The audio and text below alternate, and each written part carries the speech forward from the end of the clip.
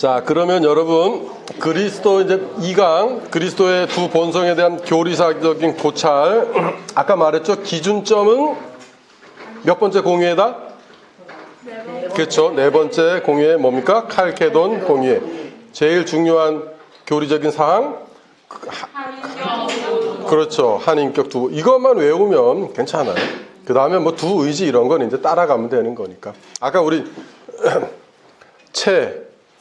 지수자매가 도통 모르겠다고 당연한 거예요. 당연한 거예요. 알 수가 없어요. 한 번 들어서. 그냥 그 개념 또 이런 이름은 낯설어서 그냥 여러분 듣고 반복해 듣다 보면 나중에 이해 갑니다.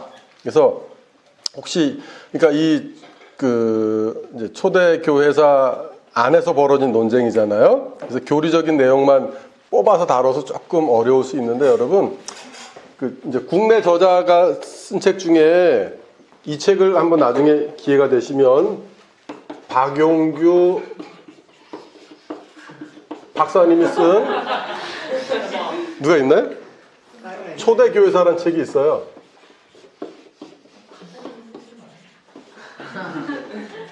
이게 아마 한국 기독교 역사연구소인가 거기서 나왔을 거예요. 옛날에 이제 총신대 출판부에서 나왔는데 지금 다시 출판돼가. 이 책 하나만 여러분이 제대로 읽어도 지금 제가 하는 거 안에 다 들어 있습니다. 그리고 교리사가 역사적인 맥락과 분리되면 조금 지루할 수 있거든요. 근데 역사적인 맥락 안에서 이 교리 논쟁하면서 여러분 그냥 앉아서 한 게 아니고 황제의 권력이 동원된 거잖아요. 이 콘스탄티누스 대제가 뒤에서 마쿠에서 막 조정을 하고 또 전 세계 니케아 공의회가 열렸을 때는 막 로마 제국의 핍박에서 벗어난 지 얼마 안 됐던 때였잖아요. 그러니까 교부들 중에는 몸에 고문의 흔적들 가진 교부들도 막 있는 거죠.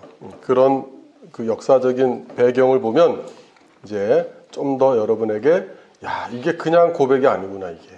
이 고백을 하려고 교부들이 이렇게 모였구나. 그리고 또 치열한 논쟁을 거쳤구나. 이분들이 이걸 다 정리해 줬기 때문에 오늘날 우리가 이걸 보면 실수를 되풀이하지 않을 수 있는 거예요. 근데 이거를 단순히 성경만 보면 알 수 있을 것 같은데 있잖아요. 성경에 대한 항상 역사적인 도전이 있잖아요. 철학적인 도전이 있잖아요. 그럼 거기에 반응한 게 교부들이고 신학자들이거든요. 그래서 역사를 잘 알면 성경의 내용도 우리가 더 풍부하게 알 수 있는 겁니다. 그래서 저는 단순히 교리적인 내용이지만 역사적 배경과 함께 공부하는 것이 중요하다. 그래서 교리사적으로 접근을 하고 있습니다. 자, 어쨌든 아까 우리가 7대 공의에 이제 대충 머리에 넣었죠? 네. 자, 뭐로 외웠습니까? 첫머리로 외웠잖아요. 한번 해봅시다. 시작. 니콘, 에칼, 콘, 니. 예.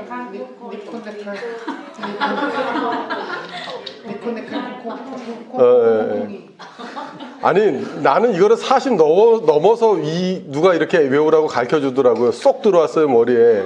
여러분 20대잖아요. 바로 들어오지. 니콘, 에칼, 콘, 니. 예. 초대교회 7대 공의회. 자, 칼케돈 이전에, 그러면 이 예수 그리스도에 대해서 잘못 이해한 이단들을 한번 살펴봅시다. 거기 첫 번째 이단 뭐라 그랬습니까, 여러분? 에비온파. 자, 에비온파는 어떤 사람들이냐면요. 이제 유대인 그리스도인 중에 나왔어요. 왜? 이 사람들은 전통적으로 유일신 사상을 가졌잖아요. 오직 여호와 그분만 하나님이시다. 그러니까 뭔가 예수님에 대해서 어떤 그런 신이라는 데 대해서 거부감이 암암리에 있었던 분위기가 있겠죠. 그러니까 이 사람들이 그리스도의 신성을 부인했어요. 그냥 그리스도는 한 인간이었는데 하나님과의 특수한 관계 때문에 그가 세례 받을 때 성령에 충만한 인간이 되었다. 이렇게 본 거예요. 그래서 하나님의 본질적인 아들이 아니고 우리처럼 양자라 이거예요. 양자. 그래서 에비온파는 양자론 이단입니다. 그러니까 하나님의 아들인데 신적인 아들이 아니고 우리 같은 입양된 특수한 관계로 이런 이단이 이제 있었어요. 그 다음 도세티즘, 뭐 책을 어떤 데 보면 뭐 도케티즘, 뭐 또 가현설, 도세티즘 이게 여러 개 번역하거든요. 주로 많이 번역하는 건 이제 도세티즘, 가현설 이단입니다. 이 사람들은 어떤 사람입니까? 아까는 그리스도의 신성을 부인했잖아요. 에비온파는. 도세티즘 이 사람들은 뭡니까? 그리스도의 반대로 인성을 부인했어요. 인성을. 자, 그러니까 뭡니까? 우리처럼 이 혈과 육을 가진 사람이 아니고 그렇게 보였다는 거예요. 그렇게 보였다는 거예요. 이거를 사도 중에 이거를 경고한 사도가 있잖아요. 누구죠, 여러분? 잘 생각해 보세요. 신약 성경의 끝에 가보면 예수 그리스도께서 육체로 오심을 부인하는 자마다 적그리스도니 하고 경고한 사도 있잖아요. 사도 요한. 요한 1서에서 나오잖아요. 예. 그 당시 벌써 이런 가현설 도세티스트들이 있었다는 거죠. 왜 이런 사람들이 이런 주장을 했느냐? 영지주의라는 철학이 있었거든요. 영지주의는 물질은 악하고 영은 선하다는 개념을 주장했어요. 근데 예수 그리스도가 물질적인 육체를 입었으면 당연히 이 사람들에게 봐서 예수 그리스도가 악한 존재가 되겠죠. 그러니까 그 예수 그리스도의 육체는 실제가 아니고 환영이라는 거예요. 환영. 인성이 없죠. 여러분, 예수님이 인간이 아니면 그때 발생하는 큰 문제는 뭡니까? 구원론적으로. 그렇죠. 우리 대신 속죄할 인간 흠없는 제물이 되실 수 없는 거잖아요. 예. 그렇기 때문에 심각한 이단이죠. 그래서 당연히 이단이고요. 그 다음 세 번째 대이단으로 불립니다. 아리우스 이단. 아리우스. 325년 니케아 공의회를 소집하게 한 장본인입니다. 교회의 장로였습니다, 여러분. 여러분 중에도 아리우스의 후예가 있을 수 있어요. 아, 진짜로요. 장로였다니까요.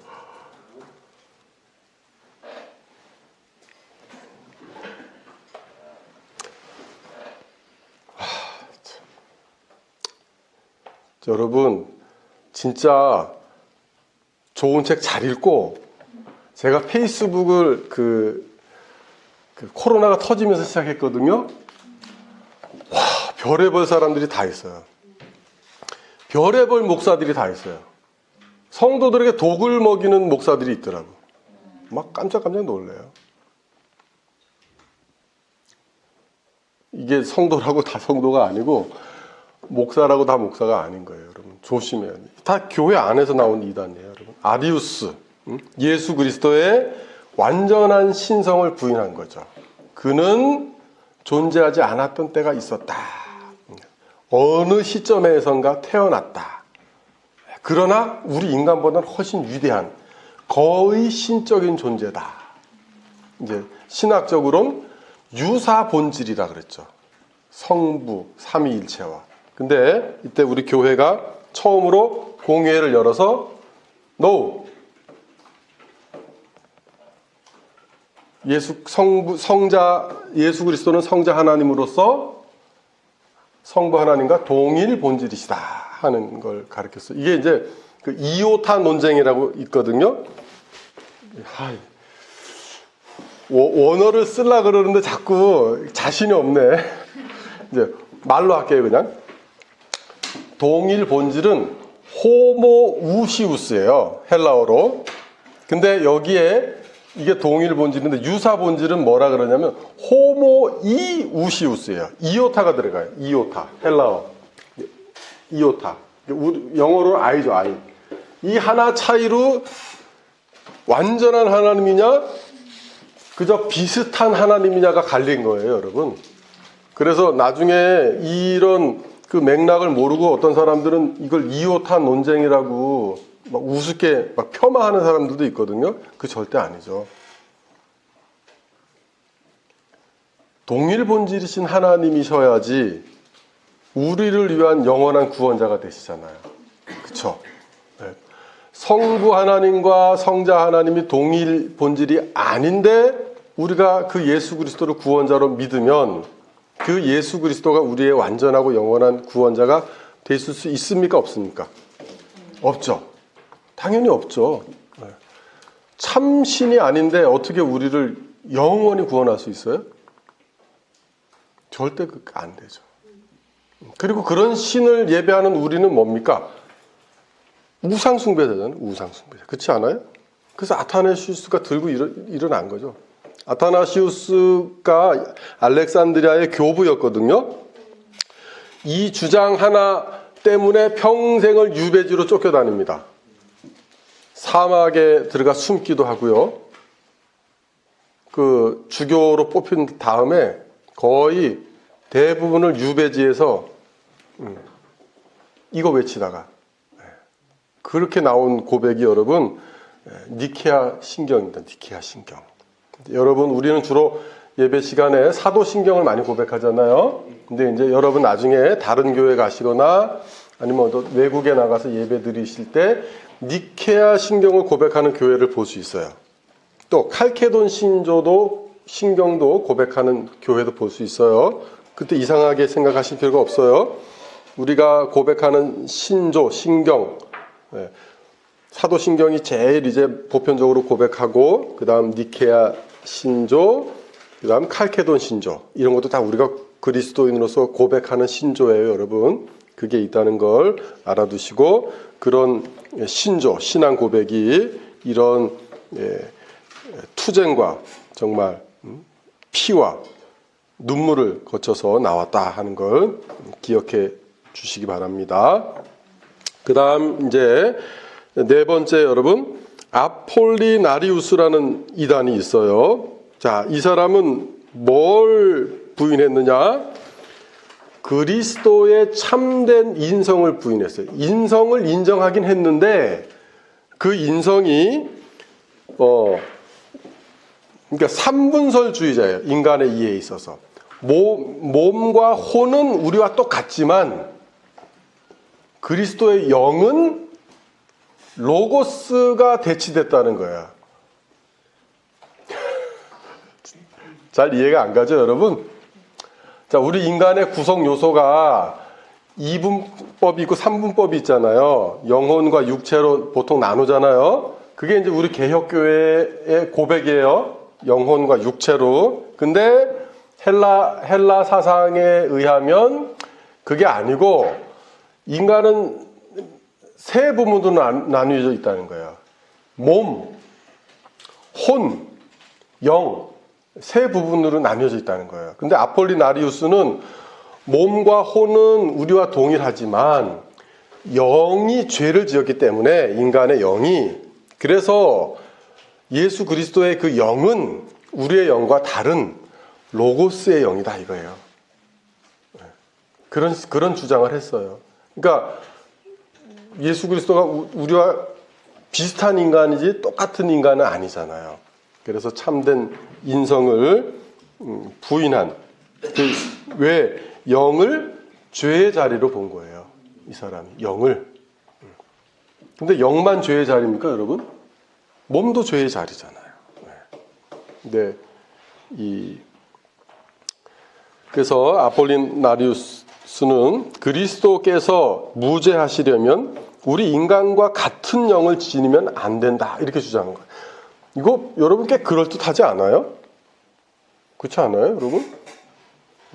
우리도 아마 이런 식으로 안 배우고 당장 아폴리나리우스가 우리 앞에서 말한다 그러면 우리도 설득될 수 있어요. 이런 거는 정말로.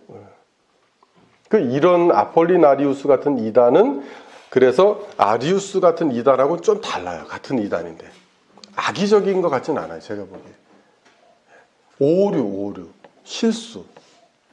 이제 그러다 이단이 된 거죠. 어쨌든 근데 이 사람이 그리스도의 인생의 무죄성을 옹호하려고 하다가 잘못 나간 거예요. 그래서 381년 이제 콘스탄티노플 1차 공유회에서 정죄당합니다. 이거를 이 오류를 고쳤으면 되는데 계속 고집했나 봐요. 아폴리나리우스가. 그래서 이단으로 정죄당합니다. 그래서 이때 활동한 세 교부들, 가파도키아의 세 교부가 있어요. 그리고 또 푸아티아의 힐라리우스라는 교부가 있는데 이렇게 말합니다. 자, 로고스가 인성 전체를 입지 않고 일부만 입었다면, 여기서 로고스는 성자 하나님을 가리키는 표현이에요.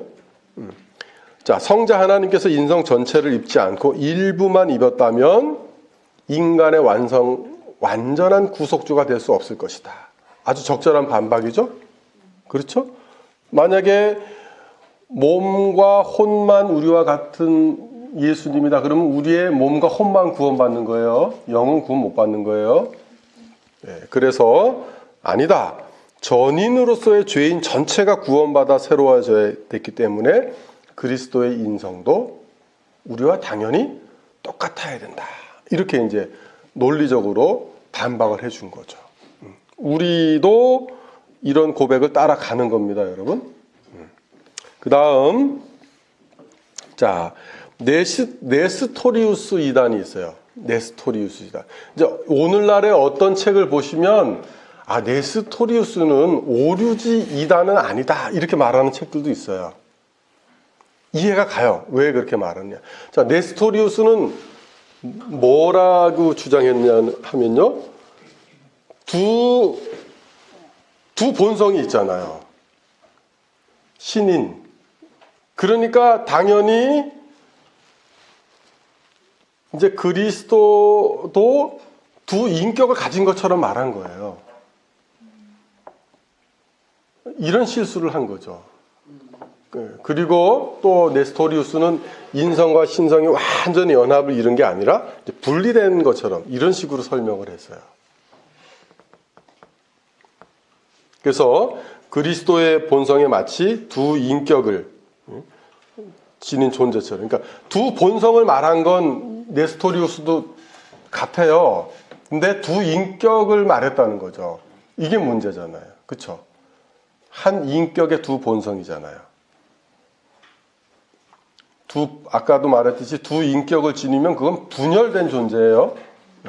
두 본성은 당연히 지닐 수 있죠. 우리가 이제 인격과 본성의 그 개념을 아까 대충 배웠으니까 한 인격 안에 두 본성이 있다는 건 충분히 이해가 가는데, 두 본성에 두 인격이 있으면 이건 분열된 존재잖아요. 근데 네스토리우스가 그렇게 가르쳤다는 거죠. 근데 이제 이 네스토리우스 주의자들이 여러분 역사를 보면 8세기 중국의 경교 들여보셨습니까? 네. 당나라의 8세기에 벌써 이 사람들이 이제 그 서방은 그러니까 이제 그 팔레스타인을 기준으로 했을 때 서방은 이쪽이잖아요. 아, 로마를 기준으로 해야 되겠구나. 로마를 기준으로 했을 때 서방은 그 서쪽이잖아요. 그리고 동방은 그 오른쪽이잖아요. 근데 네스토리우스는 서방에서 정죄를 받았으니까 어느 쪽으로 왔겠습니까? 동방 쪽으로 진출한 거죠. 그래서 이라크 또 이런 방면을 넘어서 옛날에 고대에 있던 실크로드를 따라서 중앙아시아로 쫙 퍼져요. 그러다가 8세기에 당나라에는 경교라는 이름으로 예배당도 세워요. 그때는 예배당이 아니고 역사를 보니까 무슨 절처럼 이름을 지었더라고요. 어쨌든 그렇게 이제 이 네스토리우스 교가 동쪽으로 진출해서 중국까지 영향을 미칩니다. 하나 재미있는 상상을 해볼 수 있죠. 당나라면 우리나라와도 교류가 밀접했겠죠. 그렇잖아요. 우리나라에도 네스토리우스의 흔적이 있을 수 있겠죠. 역사적으로. 근데 뭐 아직 밝혀지지는 않았는데 충분히 그럴 개연성은 있다. 왜? 우리나라의 유명한 사람들 당나라에 가서 유학 많이 했잖아요. 그렇기 때문에 아마 당신은 장안이 전 세계에서 가장 번성한 도시였잖아요. 동서방 합쳐서. 이때 이 안에 네스토리우스 그 경교의 사찰이라 그랬어요. 그 당시는 절도 사찰이고 교회도 사찰로 그 사람들은 부른 거예요. 그러면 거기서 아마 접촉이 있었을 거다. 우린 그런 상상력을 한번 발휘해 볼 수 있죠. 그래서 뭐 어떤 분은 불국사에 가면 꼭 마리아가 아기를 안고 있는 그런 그 조각상이 발견된 게 있거든요. 이게 경교의 흔적 아니냐 이렇게 말하는 분도 계세요. 충분히 개연성은 있다고 봐요, 저는.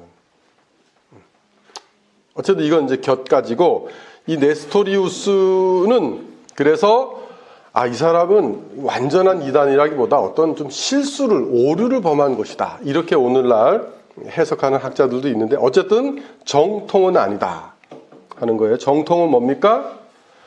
한 인격의 두 본성이고, 두 본성이지만 두 인격이 아니라 하는 거예요. 그 다음 여러분, 6번째로 유티케스 이단이 있는 거예요. 이거는 신성과 인성을 이렇게 짬뽕시켜서 제3의 뭐가 됐다는 거예요. 그러니까 물과 콜라가 섞이면 물도 아니고 완전 콜라도 아니고 제3의 뭐잖아요. 예수 그리스도가 신인으로 오셨는데 신성과 인성이 완전한 분이 아니고 이게 이제 섞여서 제3의 어떤 존재가 됐다는 거예요. 그런 식으로 주장을 한 거죠. 그래서 유티케스도 이제 칼케돈 공회에서 뭐 네스토리우스 뭐 해가지고 다 정통이 아니라고 그렇게 이단으로 판정받습니다. 이게 이제 칼케돈 회의 이전 451년에 일어났던 주요 이단이고요. 그 다음 칼케돈 회의 이후에 이제 이단들이 나옵니다. 여러분 처음 지금 접해보시는 내용이라서 조금 낯설 수도 있는데, 그래도 한번 인내심을 가지고 우리 계속 한번 나가봅시다. 네. 자, 단성론자들은 뭐냐 하면요, 쉽게 말하면 예수님은 한 인격자니까 그의 본성도 하나일 것이다, 이렇게 말한 거예요. 어떻게 보면 꽤 이성적이지 않아요? 그렇잖아요. 그래서 그리스도라는 한 인격 안에는 신인 두 본성이, 이건 아니죠. 자, 유티케스 이단은 단성론자들로 그리스도의 두 본성은 다 필연적으로 두 인격을 포함한다고 본 거예요. 그러나 그게 아니라는 거죠. 그리스도라는 한 인격 안에 신인 두 본성이 연합되어 있고, 이 두 본성은 혼합되지 않고 분리되지 않고 분할되지 않고 영속적으로 구별되면서 완전하게 인성과 신성으로 연합되어 있다 하는 것이죠. 그래서 구속사역은 중보자가 인간이자 하나님이시고 고통을 느낄 수 있음과 동시에 고통을 느낄 수 없으며, 그렇죠?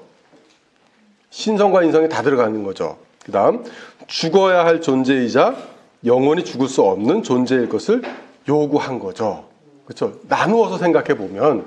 근데 이제 우리가 예수님을 생각할 때는 꼭 그렇게만 생각하는 건 아니잖아요. 그냥 죽으신 분은 예수님이지, 우리가 예수님이 날 위해 죽으셨다 그랬을 때 신성은 아니고 인성만 죽으셨어, 이렇게 생각하지 않잖아요. 근데 이제 이단들이 이렇게 계속 이런 걸 도전하니까 이렇게 세세하게 나누어서 대응을 하는 거죠.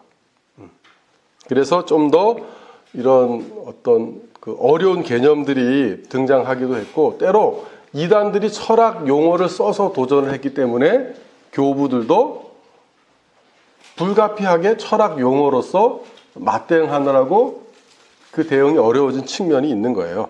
자, 어쨌든 성육신 이후에도 로고스는 계속 하나님이셨어요.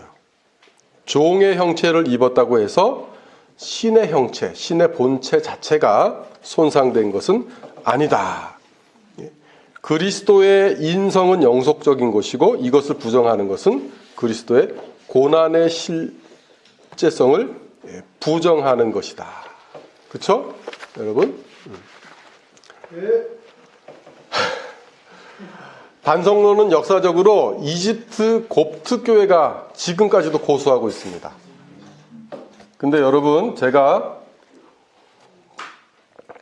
그 이집트에서 이제 이 교리사적으로는 이단이잖아요. 근데 제가 한 20년 전에, 20년도 더 됐죠? 이집트 성지순례 갈 때 이집트를 가볼 수 있는 기회가 있었어요. 그래서 이 곱트 교도들이 사는 저 카이로 근교인데 목가땀 마을이라는 데가 있어요. 쓰레기 마을이에요. 이 곱트 기독교인들이 무슬림들 사이에서 핍박당하고 할 일이 없으니까 쓰레기 치우면서 사는 거예요. 딱 갔을 때 인상이 어땠느냐 하면 여기서 사람이 살 수 있을까요? 근데 살더라고요. 쓰레기 그 위에서 집 짓고 살아요. 그게 일단 놀라웠고, 그 다음에 하나 이제 그 마을을 통과한 다음에 충격을 받은 게 있는데, 그 마을을 통과하니까 이 곱트 기독교인들이 예배를 드리는 커다란 동굴 교회가 있었어요. 근데 그때 제가 또 충격받은 게, 저도 곱트 기독교인들은 이렇게 교리사적으로 배웠을 때 이단이라고 그래서 상당히 좀 그랬는데, 근데 이게 참 어떻게 봐야 될지 모르겠는데, 그들이 거기서 그렇게 목숨 걸고 신앙을 지킨 거잖아요.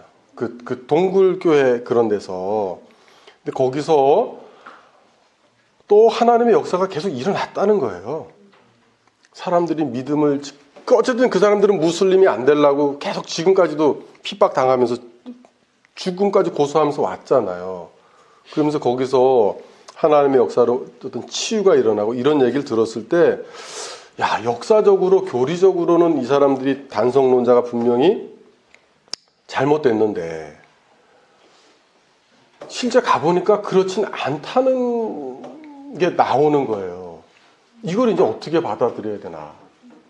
상당히 그때 좀 저도 혼란스러웠던 경험이 있거든요. 어쨌든 이 곱트 교회가 지금도 무슬림들 사이에서 그렇게 핍박을 받으면서도 신앙을 지켜오는 것 자체는 참 귀하게 보였어요. 그러나 이제 동시에, 그러나 이들도 이런 예수 그리스도께서 한 본성만 지녔다 하는 단성론은 분명히 잘못된 거죠.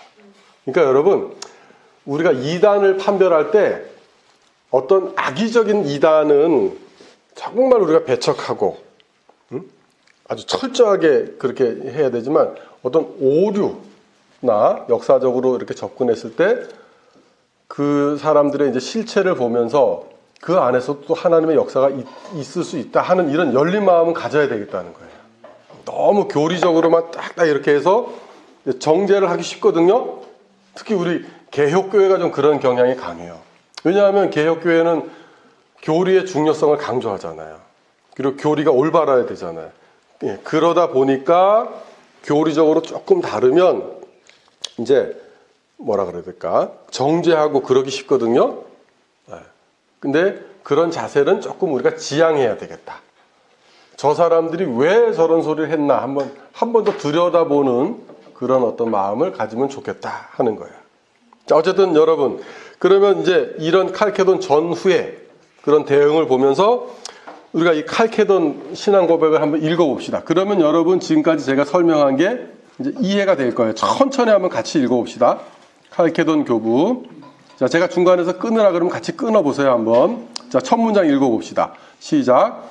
우리는 거룩한 교부들을 따라서 만장일치로 사람들에게 다음 사항을 고백하도록 가르친다. 한 분 동일한 아들이신 우리 주 예수 그리스도는 신성에 있어서 완전하시고 인성에 있어서 완전하시다. 맞습니까? 여러분 동의하십니까? 자, 읽어봅시다. 그는 참 하나님과 참 인간, 곧 이성의 기능을 지닌 영혼과 몸을 지니신 분이고, 신성에 있어서는 성부와 동일 본질이시고, 자, 요거는 누굴 반대한 표현이라고요? 아리우스주의자들과 그 다음 아까 에비온주의자들 기억나시죠, 여러분? 그 다음 인성에 대해서는 우리와 동일 본질이시다. 이건 누굴 배격한 표현이라고요? 도세티즈, 즉 가현설주의자들과 아폴리나리우스주의에 반대한 표현이에요. 그 다음 모든 점에서 우리와 같으시되 죄는 없으시다. 신성으로는 모든 세대 전에 성부에게서 나셨고 인성으로는 이 마지막 날에 우리와 하나님의 어머니 동정녀 마리아에게서 나셨다. 그는 한 분 동일한 아들 주 독생자로서 두 본성 안에서 혼동도 없고 변함도 없고. 자, 누구를 배격했어요? 유티케스라는 사람을. 그 다음 분할도 없고 분리도 없으시다. 본성들의 구별은 그 연합에 의해서 결코 제거되지 않고 도리어 각각의 본성의 속성이 보존되며 두 본성이 하나의 인격과 하나의 실체 속에서 함께 작용하고 두 인격으로 분리되거나 나누어지지 않는다. 이건 이제 네스토리우스에 대해서 반대한 거예요. 그 다음 옛적의 선지자들이 그에 관하여 밝히 말하였고 주 예수께서 친히 우리에게 가르치셨으며 교부들의 신조가 우리에게 전해준 대로 그는 한 분 동일한 아들 독생자 말씀이신 하나님 주 예수 그리스도이시다. 여러분 이거 딱 한 문단이지만 이 안에 다 들어가 있는 거예요. 다 들어. 이 배경을 알면 왜 이런 표현을 했구나. 이건 누구를 배격하는 표현이구나 하는 걸 우리가 이제 알 수 있는 거죠. 그래서 여러분 요 칼케돈 고백도 이제 여러 버전이 있는데 요 번역이 좀 잘 된 것 같아서 제가 이 번역을 그대로 따왔고요. 이걸 한번 여러분 천천히 읽어보세요. 천천히 계속 반복해서 읽어보시면 무슨 오류가 그동안 있었구나. 그리고 우리는 무슨 오류를 범하면 안 되겠구나 하는 걸 다 알 수 있어요. 그러니까 여기는 예수 그리스도의 신인 한 인격 안에 신성과 인성이 있다는 건 신비라 그랬잖아요. 그거에 대해서 완전한 정의를 담지는 않았어요. 그거에 대해서 완전한 정의를 인간은 담을 수가 없어요. 그러나 역사적으로 뭐뭐가 아니다 하는 것을 지켜내면서 최소한 우리가 이해할 수 있는 범위 내에서 아주 한 문장 안에 딱 담아낸 거예요. 정말 더 군더더기 없이. 그러니까 여러분 이 칼케돈 신앙 고백을 계속 반복해서 읽어보시면 초대교회 사와 교리 논쟁이 다 들어가 있는 거예요. 그래서 한번 계속 좀 읽어보시면 좋겠습니다. 자, 밑에 보시면 이 선언문이 내포하는 가장 중요한 함의는 다음과 같은 겁니다. 전지하심과 제한된 지식 등과 같은 두 본성의 속성, 그렇죠? 전지하심은 신성, 제한된 지식은 인성이죠. 두 본성의 속성들은 한 인격의 것으로 돌릴 수 있다. 그렇죠, 여러분? 그래서 한 인격, 두 본성 교리가 나온 거예요. 자, 이 신인이 지닌 신성은 고통을 느낄 수 없지만 그의 감수성은 진정으로 무한한 것으로 여겨질 수 있다. 그렇죠? 동시에 인간이시기 때문에. 그 다음 그리스도의 인격의 뿌리이자 토대를 이루는 것은 인성이 아니라 신성이죠. 먼저 신성이라는 인격적인 존재가 있었잖아요. 로고스, 성자 하나님. 거기에 인성이 덧붙여진 거잖아요. 인격이 덧붙여진 게 아니고. 그러니까 이 그리스도의 인격의 토대는 신성인 거예요. 맞죠? 여기까지 이해가 되시겠죠? 그 다음 로고스는 개별 인간이 아니고 한 인격자가 아니고 인간 본성과 결합되었다는 거예요. 이 표현 이해가 가세요, 여러분? 자, 다시 한번 이렇게 합시다. 예수님이 성육신 하실 때 어떤 인간이 하나 있었어요. 그게 예수님과 결합했다는 게 아니에요. 그러면 두 인격체가 되잖아요. 신적 인격과 인간적 인격. 근데 그게 아니고 예수님이 개별 인간이 아니고 인성과 결합했다는 거예요. 이걸 어떻게 이해가 되시죠, 여러분? 한 인간과 결합됐다는 게 아니고 인성과 결합됐다는 거예요. 한 인간과 결합했다면 인격적인 결합이 되잖아요. 그럼 두 인격체가 되잖아요. 근데 인성과 결합해서 한 인격이지만 두 본성으로 남으실 수 있는 거예요. 이 정도로 이해하시면 될 것 같아요. 뭐 저도 더 이상 쉽게 못하겠어요. 넘어갑시다. 근데 이제 뒤에 나가서 인격이라는 개념을 우리가 배우면 또 한번 이해되실 거예요.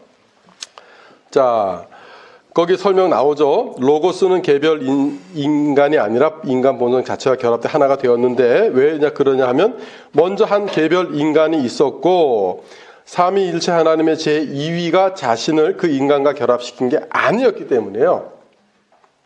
이 연합은 동정녀의 중에서 인성의 실체와 이루어졌다는 거예요. 그렇죠? 네. 어렵지만 일단 그렇게 듣고 넘어가 봅시다. 그러면 이제 뒤에서 듣다 보면 이해가 됩니다. 아니 더 쉽게 못 하겠어요, 진짜. 왜냐하면 저도 뭐 전문 박사 신학자가 아니어서 그냥 목사잖아요. 목사로서 교리를 가르치다 보니까 솔직히 이런 표현은 저도 어려워요. 그래서 이걸 공부하려고 제가 대학원에 들었던 송인규 교수님 계시거든요. 그분 강의로 이제 다 뒤져봤어요. 이거 도대체 인격, 인성, 저도 처음에 이해가 안 됐어요. 어떻게 예수님의, 그러니까 설명 없이 예수님의 그 인성을 무인격적 인성이라고 표현을 했더라고요. 조직신학 책들에서. 그래서 이게 도대체 무슨 말인가? 정말 이해가 안 갔어요, 처음에. 어떻게 무인격적 인성? 아무리 물어봐도 누구도 속 시원하게 대답을 안 해줬어요. 근데 인격과 인성을 구분해서 하면 왜 그 무인격이란 말이 나왔는지 어렴풋이 이제 이해가 되더라고요. 그래서 어떤 신학자, 비잔티온의 레온티우스라는 신학자가 있는데 그 신학자는 그걸 그래서 무인격이라고 표현 안 하고 무인격이라 그러면 좀 이상하잖아요. 그래서 내 인격이다 이렇게 표현했더라고요. 근데 그런 표현을 같이 읽으니까 나중에 조금의 이제 이해의 폭은 넓어졌는데 어쨌든 여러분 우리는 지금 이 신인 양성 교리라는 신비 앞에 있는 거예요. 그러니까 우리가 다 이해할 수 없어요. 누구도 이거를 다 완벽하게 설명할 수는 없을 거예요. 그러니까 여러분 이제 그런 게 있다. 우리가 다 이해는 못해도 어느 정도 이제 개념은 잡혔잖아요. 그렇게 잡고 넘어갑시다. 자, 이제 여기에 이어서 한 인격 두 본성 교리가 이제 확립됐잖아요. 그 이후에 또 이제 문제가 제기된 거예요. 그래서 5차, 6차 공회가 열립니다. 콘스탄티노플에서 열리죠. 그때 단의론자들이 나옵니다. 자, 그리스도께서 한 인격 안에 두 본성을 지니셨다면 그의 의지는 과연 몇인가? 이건 우리도 아까 헷갈렸잖아요. 그래서 이제 한 의지를 지니셨는가? 두 의지를 지니셨는가에 대한 논쟁이 벌어졌습니다. 그래서 정통은 뭐라 그랬습니까, 여러분? 두 의지. 단의론이 아니고 이의론. 그렇죠? 분명히 여러분 복음서에 예수님이 겟세마네 동산에서 마태복음 여기 보면 복음서에 보면 예수님이 기도할 때 갈등하시는 게 나오잖아요. 그렇잖아요. 인간으로서 갈등하시잖아요. 주저주저 하시고 두려워하시고 그건 인간의 의지가 발현되는 거죠. 그러나 예수님은 하나님으로서 아버지의 뜻에 자신을 복종시키시는 거죠. 그런 것을 보면 분명히 두 본성을 지닌 그리스도는 신적 의지와 인간적 의지가 나란히 그 안에 존재하신다 하는 것을 알 수 있죠. 이런 결정이 681년, 680년, 681년 이제 이 2년에 걸쳐 열린 6차 콘스탄티노플 회의에서 이 결정이 이루어졌습니다. 그래서 단의론은 아니다. 이 의론이 정통이다 하는 것을 선언했어요. 동시에 그리스도의 인간적 의지는 항상 신적 의지를 따르는 것으로 그렇게 결정했습니다. 자, 그 다음 이제 아까도 나왔지만 양자론 이단이 또 일어납니다. 아까 초대교회 양자론 이단은 누구라 그랬습니까? 유대교회에서 나온 대표적으로 에비온주의자들, 그렇죠? 네, 예수 그리스도의 신성을 부인한 이단이 계속 또 일어나요. 이거는 현대에서도 또 이런 이단 또 나와요. 역사를 보면. 그래서 양자론은 쉽게 말하면 그리스도께서 본질적으로 하나님의 아들이 아니고 세례를 받으신 후에 또는 십자가라는 그 사역을 완성하신 공로로 하나님의 아들로 인정됐다는 거예요. 현대 자유주의 신학자들 중에서도 이런 식으로 주장하는 사람들이 있어요. 여러분 잘 구분하셔서 보셔야 돼요. 이제 이런 걸 공부하면 여러분이 신앙서적을 읽을 때 이제 이 사람은 뭐가 오류구나 하는 걸 분별할 힘을 기를 수 있는 거예요. 그래서 여러분 이런 공부하는 게 좋은 겁니다. 자, 또 이런 식으로 좀 더 세련되게 표현한 사람이 있어요. 자, 이거 참 기가 막힌 설명인데, 자, 그리스도께서 신성으로는 본래적 하나님의 아들이시나 인성의 편에서는 양자의 형식으로 하나님의 아들이 되었다고 주장한다. 참 기가 막히게 표현하죠. 그래도 기가 막히게 반박하죠. 자, 그러나 한 아들을 본래적 아들과 양자적 아들로 구분해서 받아들이는 아버지는 하나도 없을 것이다. 아주 뭐라 그럽니까? 약간의 시니컬하지만 재미있게 반박하지 않습니까? 그래서 이거는 이제 분열적인 오류죠. 그리스도는 잠재적인 아들이 아니고 본래적인 하나님의 아들이시다. 확실하게 선언한 겁니다.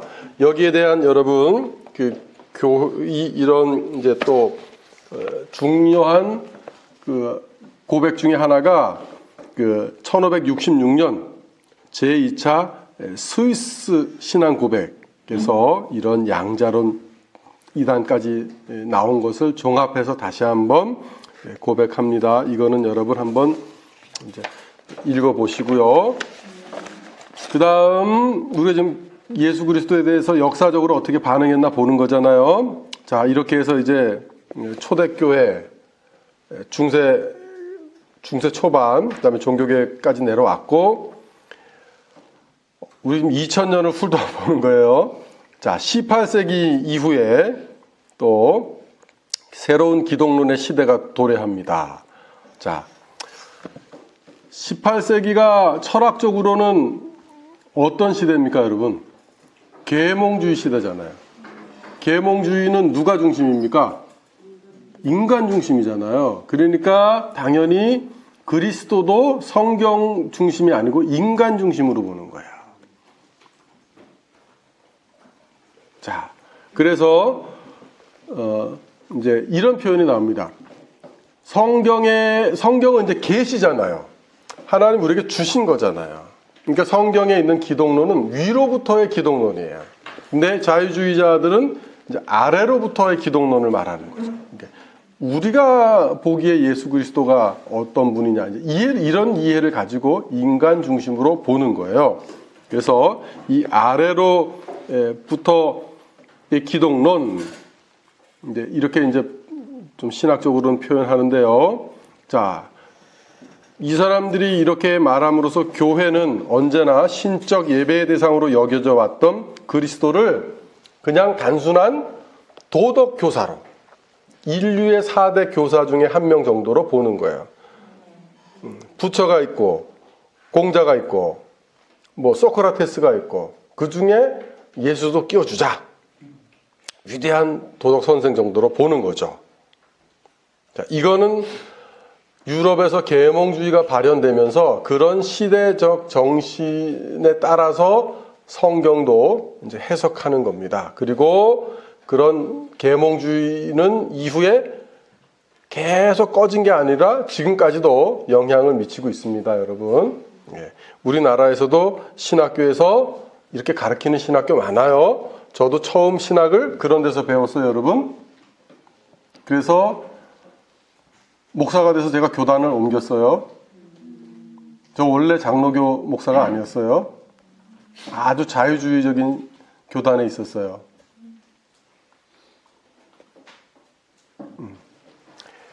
그래서 잘 알죠. 이렇게 되면 교회가 어떻게 된다는 걸 잘 알죠. 이렇게 되면 교회 망해요. 교회 망해요. 자, 어쨌든 그 대표적으로 여러분 슐라이어마허, 칸트, 헤겔 이 사람들이 어떻게 예수 그리스도에 대해서 말했나 한번 봅시다. 자, 슐라이어마허의 견해, 그의 기독론 속에서 예수는 거의 인간 이상의 존재가 아니었어요. 그냥 완전한 인간, 우리에게 하나님을 경외하는 그 정말 본보기로서의 인간이에요. 근데 맞긴 맞잖아, 이 말이 1차적으로. 예수 그리스도께서 인간이시기만 하다면, 그쵸? 슐라이어 마허는 딱 그까지만 본 거예요. 예수 그리스도를 딱 인간으로 그까지만 본 거예요. 하나님의 아들이라는 생각은 전혀 안 한 거예요. 그래서 그리스도는 완벽하게 종교적인 인간, 모든 참된 종교의 원천이다. 그러니까 우리가 구원받는 길은 뭐예요? 예수님의 십자가 대속이 아니고 이런 완벽한 인간, 종교적 인간 예수를 본받는 게 우리의 구원인 거예요. 이 구원은 뭡니까? 우리 스스로 이루어내는 구원이죠. 그렇잖아요. 뭐 다른 종교랑 차이가 없죠?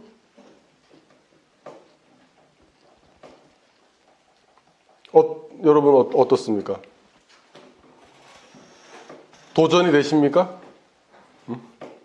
아, 나도 한번 슐라이어마허의 제자가 돼봐야 되겠다 하는 마음에 도전이 드십니까?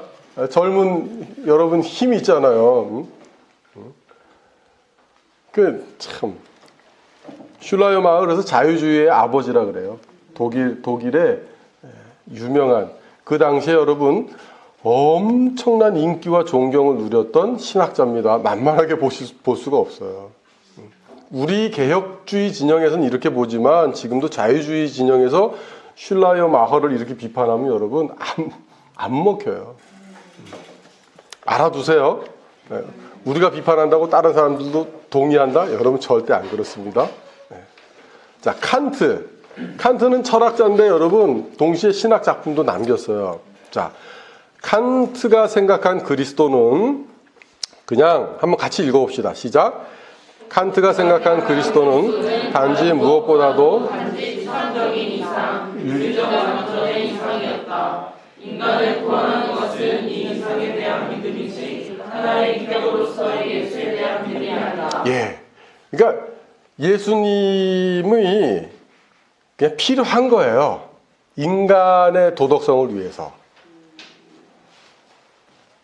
우리 죄의 구원을 위해서 절대적으로 필요한 게 아니고 인간 사회가 윤리적으로 유지하기 위해서 그 예수라는 그 인격체가 아니고 어떤 그 이상 쫓아갈 방향이 있어야 되잖아요. 그 필요하다 이렇게 본 거죠. 그러니까 당연히 인격적 관계도 필요 없겠죠. 예수님과 나의 믿음에 여기에 어떤 회개와 믿음이 들어갈 자리가 있겠습니까? 없죠. 그냥 철학적인 예수일 뿐이에요. 네, 여러분 이것도 역시 오늘날에 여전히 매력적으로 받아들이고 있는 가르침이에요. 자, 헤겔 또 대단한 철학자죠. 한번 헤겔이 생각한 그리스도 한번 읽어봅시다. 헤겔이 생각한 그리스도는 예수 그리스도의 인격에 관하여 교회가 믿는 것들은 단지 존재론적 개념들을 형이상학적인 진리를 표현하고 있는 상징들을 봅니다. 그 다음 이제 밑으로 내려와서 여러분 마지막 두 줄을 한번 읽어봅시다. 이게 헤겔의 결론이에요. 물론 교회는, 여기 한번 읽어봅시다. 시작.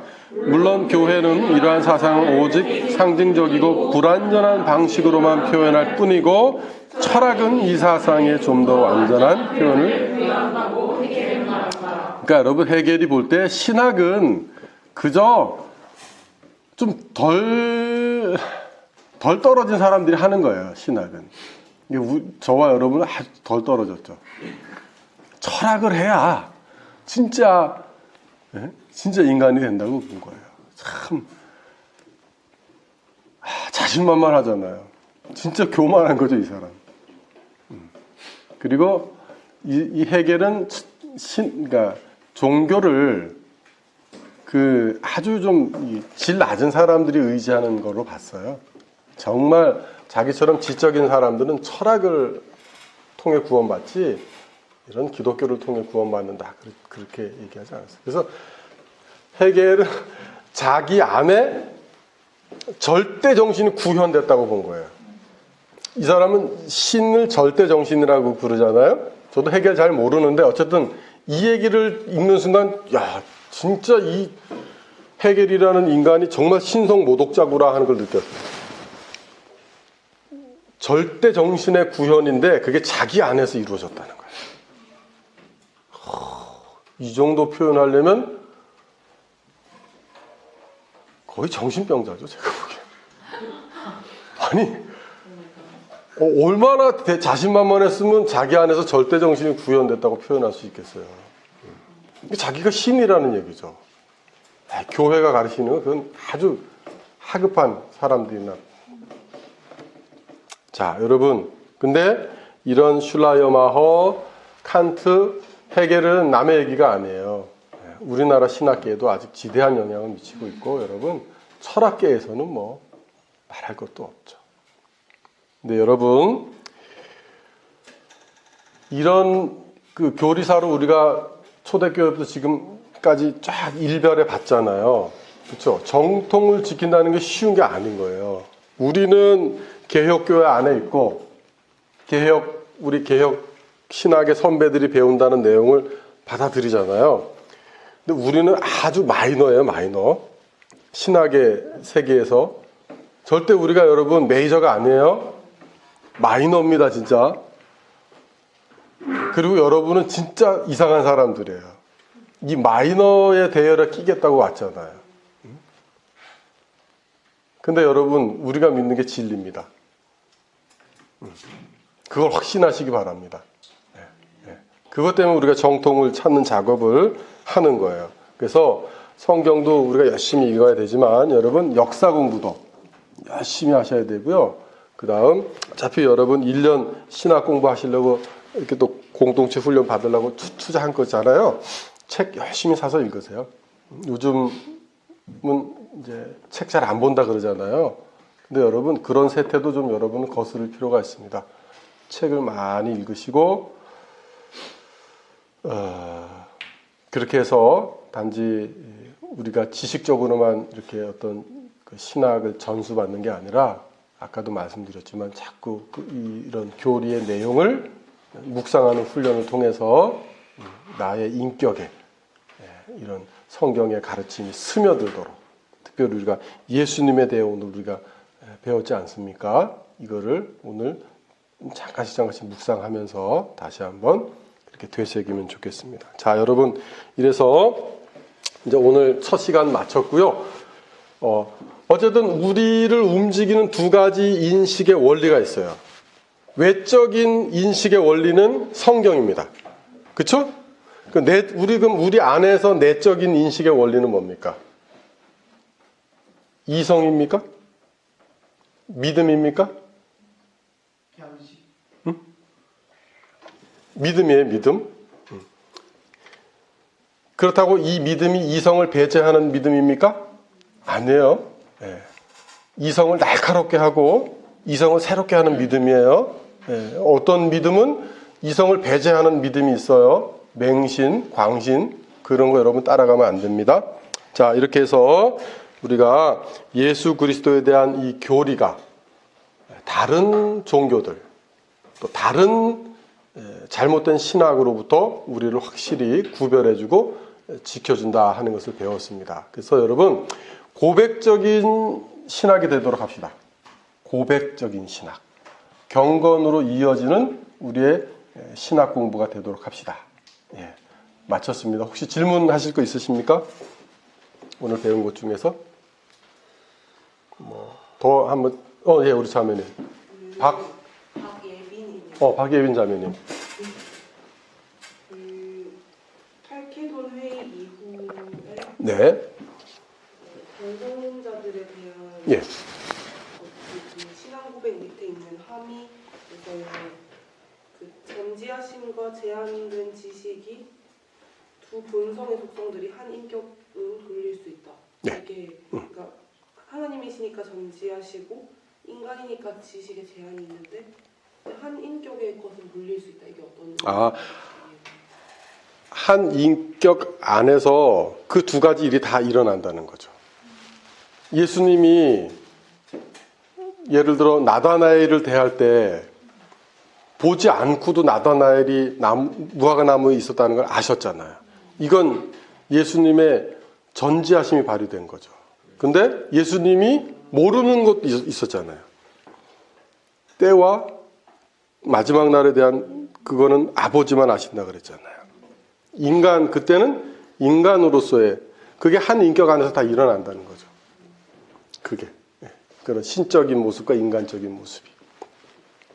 그리고 그 고통을 느낄 수 없지만 감수성을 무한하다. 신적인 신성으로는 고통을 느낄 수 없으시죠. 근데 감수성을 느낀다는 건 이제 인성으로는 감수성을 느낄 수 있다. 고통을 느낄 수 있다는 거죠.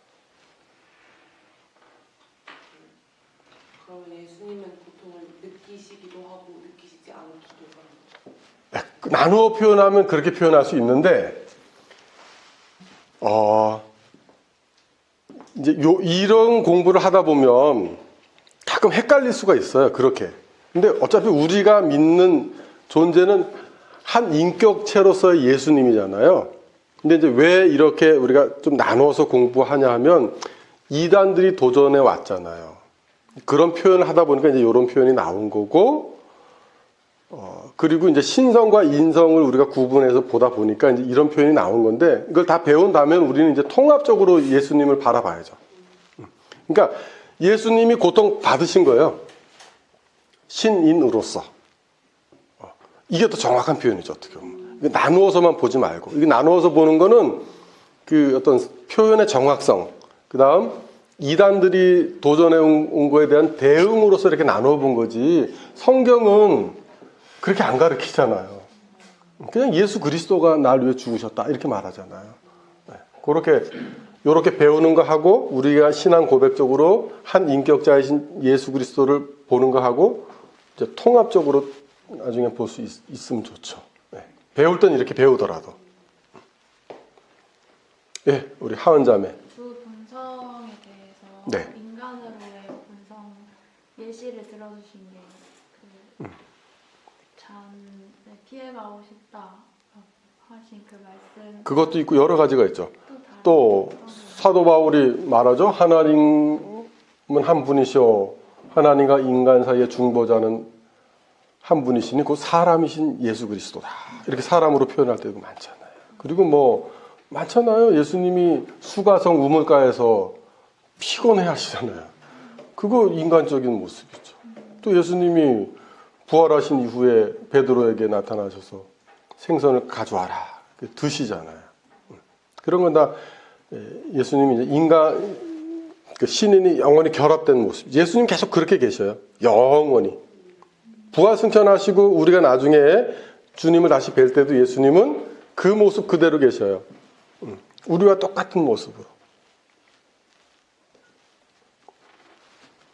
그러니까 이제 성육신 이전에 로고스로서의 예수 그리스도와 성육신 하신 이후 영원히 그 신성과 인성이 결합된 그 예수 그리스도를 이제 우리는 그렇게 좀 구분해 볼 수 있고, 성경에는 그래서 이게 전제되어 있기 때문에 그냥 자연스럽게 어떨 땐 하나님으로서의 그 예수 그리스도의 측면이 부각되기도 하고, 어떨 땐 그냥 완전한 사람으로서의 예수 그리스도가 말하기도 해요.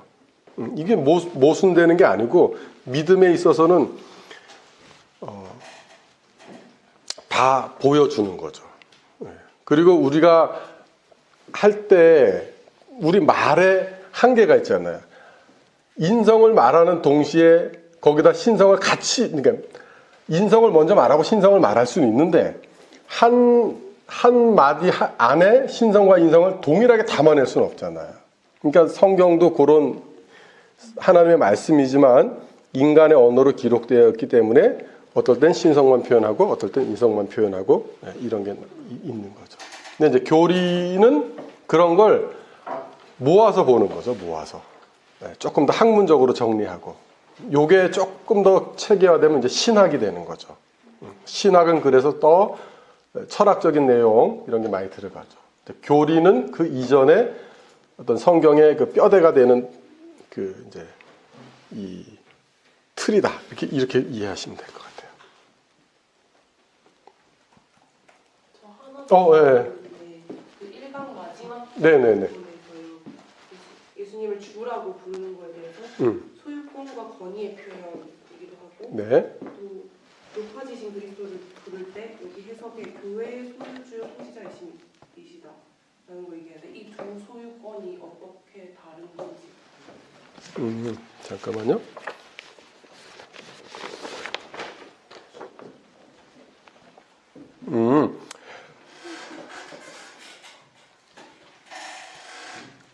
같은 표현인데 3번은 2번을 좀 더 구체적으로 표현한 거라고 보시면 되겠어요. 네, 다른 게 아니고. 특히 부활 이후에 주로서의 예수님이 더 강조되잖아요. 그렇죠? 십자가를 지시기 부활 직전까지는 고난 당하시는 분으로서. 근데 부활 이후에는 이제 정말 그 우주의 주님으로서 이렇게 강조되잖아요. 그래서 좀 그렇게 나눈 표현이다 이렇게 보시면 될 것 같아요.